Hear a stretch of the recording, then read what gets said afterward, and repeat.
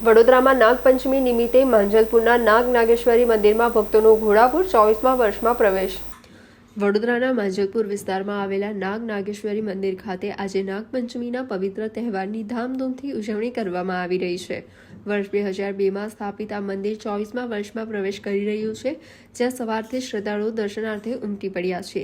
4 August 2002ના રોજ અકસ્માતમાં નાગીના મૃત્યુ બાદ ગ્રામજનોએ તેમની સમાધિ બનાવી આ અનોખા મંદિરનું નિર્માણ કર્યું હતું। નાગપંચમી પર ભક્તો માનતા પૂરી કરવા કઠોળ જેવા કે મગ, મઠ, ચણા તથા બાજરી ઘઉંના લોટનો કુલેર પ્રસાદ ધરીને શ્રદ્ધાપૂર્વક પૂજા અર્ચના કરી રહ્યા છે।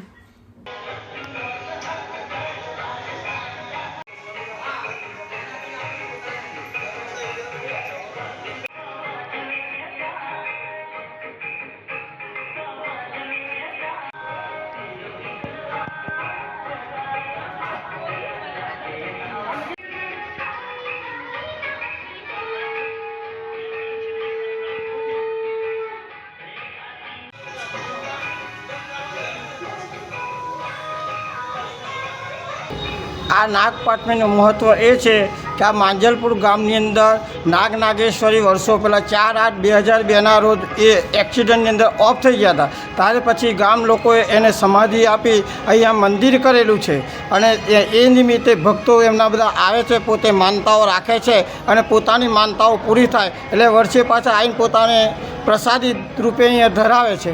કેવી રીતે પૂજા કરે?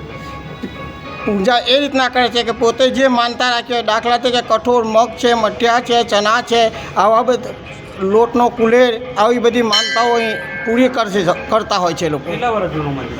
આ 4/8/2002 24 વર્ષમાં પ્રવેશ કરે છે। આજે નાગપાંચમનો મહિમા છે। આજે 23 વર્ષ પૂરા થઈને 24મું વર્ષ આ ઘટનાને બેસે। આ નાગદાદાની પૂજા કરવાથી સર્વ ફળ પ્રાપ્તિ થાય છે, સંતાન પ્રાપ્તિ, નોકરી પ્રાપ્તિ, સુખ શાંતિ। ના દાદાને રામનું વૈડા, કુલેર, નારિયેલ પ્રસાદ ધરવામાં આવે છે અને દૂર દૂરથી લોકો આવીને એમની શ્રદ્ધા માનતા માને છે, એમની માનતા દાદા પૂરી કરે છે।